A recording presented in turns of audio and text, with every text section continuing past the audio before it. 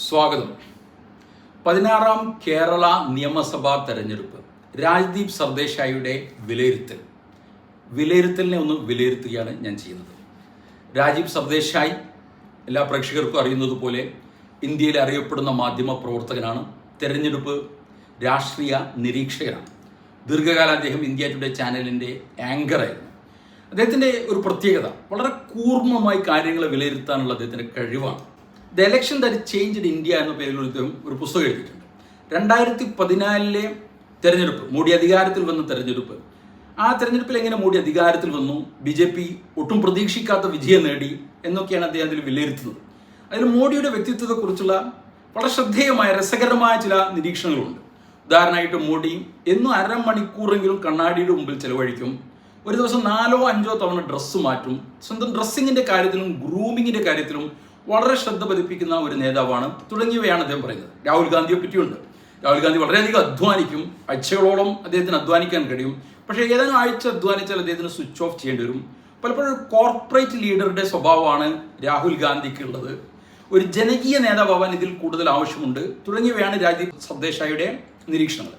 കേരളത്തിൽ അദ്ദേഹം വന്നു. ഈ അടുത്ത് 10 ദിവസം ഇവിടെ നിന്ന് ഇവിടുത്തെ കാര്യങ്ങളൊക്കെ പഠിച്ചു.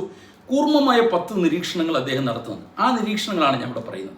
ഇതിൽ ഞാൻ 1ാമത്തെ നിരീക്ഷണം പറയുന്നതിന് മുമ്പ് അദ്ദേഹത്തിൻ്റെ 2ാമത്തെ നിരീക്ഷണമാണ് പറയുന്നത്. അദ്ദേഹം പറയുന്നത് ഈ തെരഞ്ഞെടുപ്പ് പ്രധാനമായും കേരളത്തിൽ പിണറായിയുടെ വ്യക്തിത്വത്തെ ചുറ്റിപ്പറ്റിക്കൊണ്ടാണ്. പിണറായി ഇതിൻ്റെ സെൻറ്ററിൽ തന്നെ ഉണ്ട്. അദ്ദേഹം കേരളത്തിൽ അങ്ങോളം ഇങ്ങോളം യാത്ര ചെയ്ത അനുഭവം പറയുന്നു. ഇത്രയധികം മുഖ്യമന്ത്രിയുടെ കട്ടൗട്ടുകൾ കണ്ട ഒരു തെരഞ്ഞെടുപ്പ് മുമ്പ് കേരളത്തിൽ കണ്ടിട്ടില്ല എന്നാണ് അദ്ദേഹത്തിൻ്റെ നിരീക്ഷണം. എന്നോടൊരു ലെഫ്റ്റിസ്റ്റ് ഫ്രണ്ടിനെ പറഞ്ഞിരുന്നു, പിണറായിയുടെ കട്ടൗട്ടുകൾ കുറച്ച് കൂടിപ്പോയി, പലപ്പോഴും എനിക്ക് big brother is watching you എന്ന ഒരു പ്രതീതിയാണ് ഉണ്ടാകുന്നത്. രാമചന്ദ്ര ഗുഹയെ ഉദ്ധരിക്കുന്നു. പ്രശസ്ത ചരിത്രകാരനും എഴുത്തുകാരനുമായ രാമചന്ദ്ര ഗുഹ പിണറായി വിവരിച്ചത് മോഡിയും ധോത്തിനാണ്. എന്ന് പറഞ്ഞാൽ തുണിയെടുക്കുന്ന മോഡിയാണ് പിണറായി. സ്വന്തം പാർട്ടിയിലാണെങ്കിലും അല്ലെങ്കിൽ പ്രതിപക്ഷത്താണെങ്കിലുള്ള എതിരാളികളുടെ നേരിടുന്ന കാര്യത്തിൽ നരേന്ദ്രമോദിയുടെ അതേ റൂത്ത്ലെസ്നെസ്, അതേ കൗശലം, അതുപോലെ തന്നെ അതേ അലംഭാവമില്ലായ്മ, ഇതൊക്കെ പിണറായിക്കും ഉണ്ടെന്നാണ് അദ്ദേഹത്തിൻ്റെ നിരീക്ഷണം. പിന്നീട് അദ്ദേഹത്തിൻ്റെ 1ാമത്തെ നിരീക്ഷണം ഞാൻ 2ാമത്തേതായിട്ട് പറയുന്നത്. 1ാമത്തെ നിരീക്ഷണം എന്താണെന്ന് പറഞ്ഞാൽ ഇവിടെ ഭരണവിരുദ്ധ വികാരം. പക്ഷേ ഈ ഭരണവിരുദ്ധ വികാരം ഒരിക്കലും കഴിഞ്ഞ ലോക്കൽ ബോഡി തിരഞ്ഞെടുപ്പിൽ നടന്നതുപോലെ ശക്തമല്ല. കാരണം മിക്ക LDF MLA-മാരെ കുറിച്ചും ജനങ്ങൾക്ക് നല്ല അഭിപ്രായമാണുള്ളത് എന്ന് അദ്ദേഹം പറയുന്നു. LDF-ന്റെ പല MLA-മാരും അദ്ദേഹം പല ആളുകളുമായിട്ട് ചെന്ന് സംസാരിച്ചു. തെരുവിലുള്ള ആളുകളുമായിട്ട് സംസാരിച്ചതെന്ന് മനസ്സിലായത് തങ്ങളുടെ MLA-മാരെ കുറിച്ച് അവർക്ക് ജനങ്ങൾക്ക് മൊത്തത്തിലുള്ളത് നല്ല മതിപ്പാണ്. ഇപ്പം ഞാൻ തിരുവമ്പാടി മണ്ഡലത്തിലാണ്. ഇവിടെ മത്സരിക്കുന്നത് ഒന്ന് PK കാസിമാണ്, വെറും സിറ്റിംഗ് MLA ആയ ലിൻഡോ ജോസഫാണ്. രണ്ടാളെ പറ്റിയും പൊതുവെ ജനങ്ങൾക്ക് ഇവിടെ നല്ല മതിപ്പാണ്. ലിൻഡോനെ പറ്റി ആർക്കും പ്രത്യേകിച്ചൊരു എതിർപ്പൊന്നും പറയാനില്ല. ഒരു വ്യക്തി എന്ന നിലയ്ക്ക് അദ്ദേഹം നല്ല വ്യക്തിയാണെന്നും നല്ല പ്രവർത്തനങ്ങളൊക്കെ ചെയ്തെന്നാണ് ആളുകൾ പറയുന്നത്. ഇത് തന്നെയാണ് മൊത്തത്തിൽ കേരളത്തിൻ്റെ പാറ്റേൺ എന്ന് സർദേശായി വിലയിരുത്തുന്നത്. പിന്നീട് അദ്ദേഹത്തിൻ്റെ 3ാമത്തെ നിരീക്ഷണം. അദ്ദേഹത്തിൻ്റെ 3ാമത്തെ നിരീക്ഷണം അനുസരിച്ച് ഇത് ഒരൊറ്റ മുഖ്യമന്ത്രി സ്ഥാനാർത്ഥി മാത്രമുള്ള പാർട്ടിയും 4ഓളം മുഖ്യമന്ത്രി സ്ഥാനാർത്ഥിയുള്ള ഒരു മുന്നണിയും തമ്മിലുള്ള മത്സരമാണ്. LDF-നെ സംബന്ധിച്ചിടത്തോളം അവർക്ക് ഒരൊറ്റ മുഖ്യമന്ത്രി സ്ഥാനാർത്ഥിയുള്ളൂ. അത് പിണറായി വിജയനാണ്. പിണറായി വിജയൻ്റെ വ്യക്തിത്വവും പിണറായി വിജയൻ്റെ കട്ടൗട്ടും കേരളം മുഴുവൻ നിറഞ്ഞു നിൽക്കുന്ന LDF വിജയത്തിൽ വിജയിച്ചാൽ തീർച്ചയായും പിണറായി മുഖ്യമന്ത്രി എന്നതാണ്. പക്ഷേ കോൺഗ്രസ് വിജയിച്ചാൽ, UDF വിജയിച്ചാൽ ആരായിരിക്കും മുഖ്യമന്ത്രി എന്ന കാര്യം സംശയമാണ്. ചുരുങ്ങിയത് 4 പേരെങ്കിലും ഉണ്ട്. അദ്ദേഹം VD സതീഷിനെ പറ്റി പറയുന്നത് അഗ്രസീവ് എന്നാണ്. അഗ്രസീവ് എന്ന് പറഞ്ഞാൽ നമ്മൾ സാധാരണ അക്രമാസക്തി എന്ന് പറയാറുണ്ടെങ്കിലും എന്നാൽ ഒട്ടും വിട്ടുവീഴ്ചയില്ലാത്ത ആൾ എന്ന നിലക്കാണ് അഗ്രസീവ് എന്ന് ഉപയോഗിക്കുന്നത്. SDP-യുടെ വോട്ട് എനിക്ക് വേണ്ടെന്നൊക്കെ VD സതീശൻ ഒന്നിലധികം തവണ ആവർത്തിച്ചു. ഒരു രാഷ്ട്രീയ പ്രവർത്തനം എന്ന നിലക്ക് അത് ഇത്രയും ബുദ്ധിപരമായ തന്ത്രപരമായ തീരുമാനമാണെന്നുള്ളത് വിലയിരുത്തേണ്ടതാണ്. മറ്റൊന്ന് അദ്ദേഹം പറയുന്നത് എക്സസിബിളായ രമേശ് ചെന്നിത്തല, ആർക്കും കയറി ചെല്ലാവുന്ന രമേശ് ചെന്നിത്തല. സർദേശായി ഒരുപക്ഷെ അദ്ദേഹത്തിൻ്റെ തന്നെ അനുഭവത്തിൽ നിന്ന് പറയുകയായിരിക്കും രമേശ് ചെന്നിത്തല എക്സസിബിളാണ്. പിന്നീട് റഫ് ആൻഡ് ടഫായ വേണുഗോപാലുണ്ട്. വേണുഗോപാലിൻ്റെ അഡ്വാൻറ്റേജ് എന്ന് പറഞ്ഞാൽ രാഹുലുമായിട്ടുള്ള അദ്ദേഹത്തിൻ്റെ അടുപ്പാണ്. 4ാമതായിട്ട് ഇപ്പോൾ ഇക്വേഷനിൽ എവിടെയും ഇല്ലാത്ത ശശി തരൂരുണ്ട്. എങ്കിലും മുഖ്യമന്ത്രി ആയാൽ അദ്ദേഹത്തിന് കൊള്ളാമെന്നുണ്ട്, മുഖ്യമന്ത്രി ആവാൻ കഴിയുമോ എന്ന് അദ്ദേഹം ആരായുന്നുണ്ട്, ഒരു ഉള്ളിൽ പൂതിയുണ്ട് എന്നാണ് സർദേശായിയുടെ വിലയിരുത്തൽ. ഈ 4ാമത്തെ ഘട്ടകം കേരളത്തിലെ BJP-യാണ്. കേരളത്തിലെ BJP ഒരു ഡിസ്റ്റന്റ് തേർഡാണ്. അവർക്കൊരിക്കലും ഭരണം അല്ലെങ്കിൽ ഭരണം കിട്ടുന്നുള്ള പ്രതീക്ഷിക്കേണ്ടതില്ല. പല BJP നേതാക്കളും പറയാറുണ്ട്, ഞങ്ങൾ അധികാരത്തിൽ വന്നിട്ടുണ്ടെങ്കിൽ, NDA അധികാരത്തിൽ വന്നിട്ടുണ്ടെങ്കിൽ ബത്തേരിയുടെ പേര് മാറ്റും, അതിനെ ഗണപതി വട്ടം നാക്കും, അല്ലെങ്കിൽ ഇന്ന ആളുകളുടെയൊക്കെ ജയന്തി ഞങ്ങൾ പൊതു ഒഴിവാക്കും എന്നൊക്കെ പറയാറുണ്ടെങ്കിലും കേരളത്തിൽ ഈ തെരഞ്ഞെടുപ്പിലും BJP-ക്ക് ആ രൂപത്തിലുള്ള പ്രതീക്ഷയ്ക്ക് യാതൊരു വകയില്ല. പക്ഷേ BJP വളരെ സമർത്ഥമായി, അതുപോലെ തന്നെ ദീർഘദൃഷ്ടിയോടും കൂടിയാണ് ലോങ് ടേം പ്ലാനിങ്ങോട് കൂടിയാണ് അവരുടെ പദ്ധതികൾ ആസൂത്രണം ചെയ്യുന്നതെന്ന് സർദേശായി പറയുന്നു. അതിൽ ഒരു പക്ഷേ BJP ആഗ്രഹിക്കുന്നത് ഈ തെരഞ്ഞെടുപ്പിൽ കോൺഗ്രസ് നേതൃത്വം നൽകുന്ന UDF പരാജയപ്പെടുന്നതായിരിക്കും. LDF വീണ്ടും അധികാരത്തിൽ വരണം. LDFന്റെ മൃദു ഹിന്ദുത്വ പരിപാടി അത് BJPയിലെ ഇത്തരത്തിലുള്ള കേഡറിനെ ആകർഷിക്കാൻ പോകുന്നതാണ്.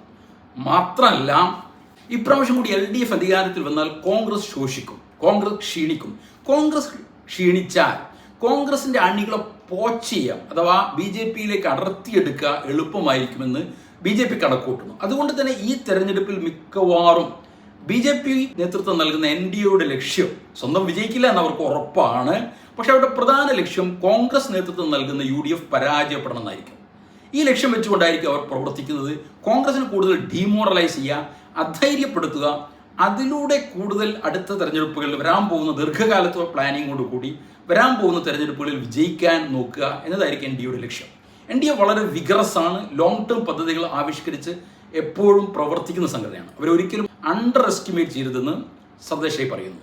അദ്ദേഹത്തിൻ്റെ 5ാമത്തെ നിരീക്ഷണം രാഹുൽ ഗാന്ധിയെ കുറിച്ചാണ്. ഇന്ത്യയിൽ മറ്റേത് സംസ്ഥാനത്തേക്കാളധികം രാഹുൽ ഗാന്ധി കേരളത്തിൽ പോപ്പുലറാണ്, ജനകീയനാണെന്ന് സർദേശായി പറയുന്നു. മാത്രമല്ല പോപ്പുലാരിറ്റിയിൽ, ജനകീയതയിൽ രാഹുൽ മോഡിയേക്കാൾ കേരളത്തിൽ എത്രയോ മുന്നിട്ട് നിൽക്കുന്നു. പക്ഷേ രാഹുൽ ഫാക്ടർ നിയമസഭാ തെരഞ്ഞെടുപ്പിൽ വേണ്ടത്ര പ്രതിഫലിക്കണമെന്നില്ല. കാരണം രാഹുലിന് പ്രധാനമായ ഒരു ദേശീയ നേതാവായാണ് കേരളത്തിലെ ജനങ്ങൾ കാണുന്നത്. അതിനാൽ തന്നെ ലോക്സഭയിൽ രാഹുൽ ഫാക്ടർ, ലോക്സഭാ തെരഞ്ഞെടുപ്പ് നടക്കുമ്പോൾ രാഹുൽ ഫാക്ടർ കോൺഗ്രസിനെയും UDFനെയും സഹായിക്കുന്നത് പോലെ നിയമസഭാ തെരഞ്ഞെടുപ്പുകളിൽ രാഹുൽ ഫാക്ടർ വർക്ക് ചെയ്തോളണമെന്നില്ല. 6ാമത്തെ നിരീക്ഷണം അത് മുസ്ലിങ്ങളെ കുറിച്ചാണ്. മുസ്ലിം ന്യൂനപക്ഷം ഈ തെരഞ്ഞെടുപ്പിൽ പ്രധാനമായും UDF മുന്നണിക്ക് പിന്നിൽ കൺസോളിഡേറ്റ് ചെയ്തിരിക്കുന്നത്. അതിനുള്ള പല കാരണങ്ങളും അദ്ദേഹം പറയുന്നുണ്ട്. പ്രത്യേകിച്ചും ഈ LDFന്റെ അവർ പെർസീവ് ചെയ്യുന്ന, അവർ പലപ്പോഴും ഗ്രഹിക്കുന്ന സോഫ്റ്റ് ഹിന്ദുത്വ അഥവാ മൃദു ഹിന്ദുത്വ മുസ്ലിം ന്യൂനപക്ഷത്തിൽ വലിയ അങ്കലാപ്പ് ഉണ്ടാക്കിയിട്ടുണ്ട്, ആശങ്ക ഉണ്ടാക്കിയിട്ടുണ്ട്. അതുകൊണ്ട് നോർത്ത് കേരളയിൽ ഇത് തീർച്ചയായും UDFനെ, ഐക്യമുന്നണിയെ സഹായിക്കും എന്ന് സർദേശായി പറയുന്നു. അതുപോലെ തന്നെ അദ്ദേഹം പറയുന്ന മറ്റൊരു കാര്യം, ഇതൊരു ഡബിൾ എഡ്ജ്ഡ് സ്വോർഡാണ്. ഇതുകൊണ്ട് UDFനെ ആശ്വസിക്കാം, പക്ഷെ അവർ ആശങ്കിക്കേണ്ടതായ ഒരു കാര്യമുണ്ട്. കാരണം മുസ്ലിം ന്യൂനപക്ഷത്തിൻ്റെ വോട്ടുകൾ UDFൽ ഏകീകരിക്കുമ്പോൾ, കൺസോളിഡേറ്റ് ചെയ്യുമ്പോൾ സ്വാഭാവികമായിട്ടും ഹിന്ദു ഭൂരിപക്ഷത്തിൻ്റെ വോട്ട് അത് LDFലേക്ക് നീങ്ങാൻ ഇത് കാരണമാവും. 7ാമത്തെ നിരീക്ഷണം കേരളത്തിലെ ക്രിസ്ത്യൻ ന്യൂനപക്ഷത്തെക്കുറിച്ചാണ്. 18% വരുന്ന ക്രിസ്ത്യൻ വോട്ടുകൾ ഈ തെരഞ്ഞെടുപ്പിലും നിർണായകമായിരിക്കും. ഈ അടുത്തുവരെ BJP നേതൃത്വം നൽകുന്ന NDA മുന്നണി ക്രിസ്ത്യൻ വോട്ടുകളെ സ്വാധീനിക്കാൻ വളരെയധികം ശ്രമിച്ചു. അവർ പ്രധാനമായിട്ടും ഇത് ചെയ്തത് മുസ്ലിങ്ങളെ ഡിമണൈസ് ചെയ്തുകൊണ്ട്, പിശാചുവൽക്കരിച്ചുകൊണ്ടായിരുന്നു എന്നാണ് സർദേശായി പറയുന്നത്.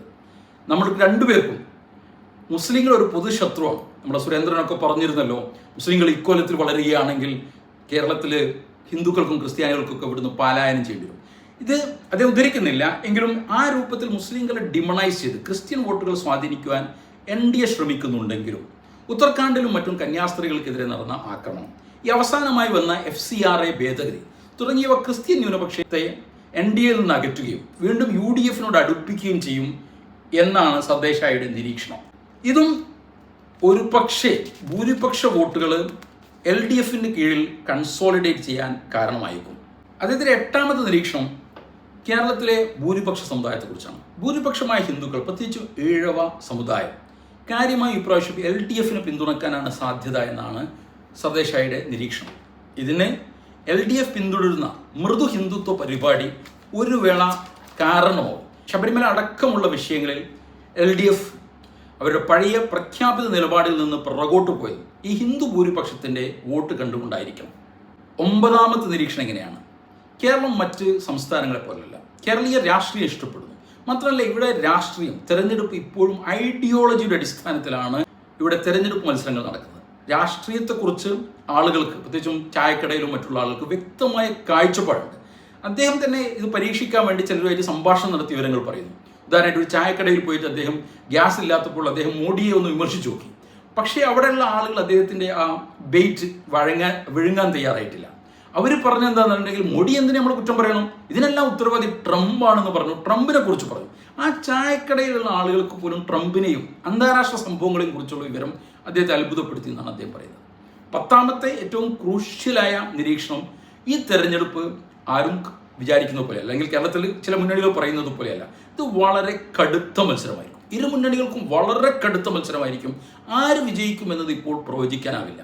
5 or 10 സ്വിംഗ് സീറ്റുകളിൽ ഇങ്ങോട്ടേക്കോ മറയാൻ സാധ്യതയുള്ള സ്വിംഗ് സീറ്റുകൾ, അതിൽ ആര് വിജയിക്കുന്നു എന്നതിനെ ആശ്രയിച്ചായിരിക്കും തെരഞ്ഞെടുപ്പ് ഫലം. അപ്പോൾ അദ്ദേഹം പറയുന്നുണ്ട് ഇതൊരു എസ്കേപ്പിസ്റ്റ് സ്ട്രാറ്റജി അല്ല എന്ന് പറഞ്ഞിട്ടുണ്ടെങ്കിൽ, ഞാൻ വളരെ എളുപ്പത്തിൽ 2 മുന്നണിയും ജയിക്കാൻ സാധ്യതയുണ്ടെന്ന് പറയുന്നത് എൻ്റെ ഒരു എസ്കേപ്പിസത്തിൻ്റെ ഭാഗമല്ല, മറിച്ച് അതാണ് വസ്തുത എന്ന് പറഞ്ഞുകൊണ്ട് അവസാനം അദ്ദേഹം കേരളത്തെ വളരെയധികം പ്രശംസിക്കുന്നു. കേരളത്തെ പോലെ മറ്റൊരു സംസ്ഥാനമല്ല. അദ്ദേഹം ഒരു ഹോട്ടലിൽ പോയി അവിടെ ഭക്ഷണം കഴിച്ച കാര്യം പറയുന്നു. അവിടെ അപ്പുണ്ടായിരുന്നു, ഇഡ്ഡലി പോലുള്ള ഭക്ഷണങ്ങൾ ഉണ്ടായിരുന്നു. പക്ഷേ അതേ ഹോട്ടലിൽ തന്നെ ബീഫും വിളമ്പുന്നുണ്ടായിരുന്നു. തൊട്ടപ്പുറത്ത് കുറച്ചപ്പുറത്തേക്ക് പോയപ്പോൾ അവിടെയുള്ള ഹോട്ടലിൽ പന്നിമാംസം ഉണ്ടായിരുന്നു. ഇങ്ങനെ വേണ്ടവർക്ക്, പന്നിമാംസം വേണ്ടവർക്ക് അത് കഴിക്കാം, ബീഫ് കഴിക്കേണ്ടവർക്ക് അത് കഴിക്കാം, ഇതൊന്നും കഴിക്കേണ്ടാത്തവർക്ക് വേണമെങ്കിൽ വെജിറ്റേറിയൻ കഴിക്കാം. നിങ്ങൾ എന്ത് കഴിക്കുന്നു, നിങ്ങളുടെ വീട്ടിൽ എന്താണ് ഉണ്ടാക്കുന്നത് എന്ന് മറ്റാരും പാളി നോക്കാതെ, എന്ന കാര്യത്തിൽ മറ്റാരും ഡിക്റ്റേറ്റ് ചെയ്യാതെ നിങ്ങൾക്ക് വേണ്ടത് കഴിക്കാവുന്ന വളരെ സമൃദ്ധ സുന്ദരമായ സാഹോദര്യം കളിയാടുന്ന ഒരു സംസ്ഥാനമാണ് കേരളം. കേരളം ഇന്ന് എങ്ങനെയാണോ അതുപോലെ നാളെ ഇന്ത്യ ആവണം എന്നാണ് തൻ്റെ പ്രതീക്ഷ എന്ന് പറഞ്ഞുകൊണ്ടാണ് സർദേശായി അവസാനിപ്പിക്കുന്നത്. ഏതായാലും സർദേശായിയുടെ ഈ വിലയിരുത്തൽ 2 മുന്നണികൾക്കും ഒരു വേക്കപ്പ് കാൾ ഉണ്ട്. എന്ന് പറഞ്ഞിട്ടുണ്ടെങ്കിൽ കോംപ്ലസൻസിക്ക്, എന്ന് പറഞ്ഞാൽ ഞങ്ങൾ ജയിക്കും, ഞങ്ങൾ എന്തായാലും ജയിക്കും, ജയിക്കുകയാണെങ്കിൽ ആരാ മുഖ്യമന്ത്രി അത് ഹൈക്കമാൻഡ് തീരുമാനിക്കും എന്ന് ചിന്തിക്കാവുന്ന കോംപ്ലസൻസിക്ക് 2 മുന്നണിക്കും വകയില്ല എന്നാണ് സർദേശായി പറയുന്നത്. അദ്ദേഹത്തിൻ്റെ നിരീക്ഷണങ്ങൾ വളരെ ആ നിലക്ക് പ്രസക്തവുമാണ്.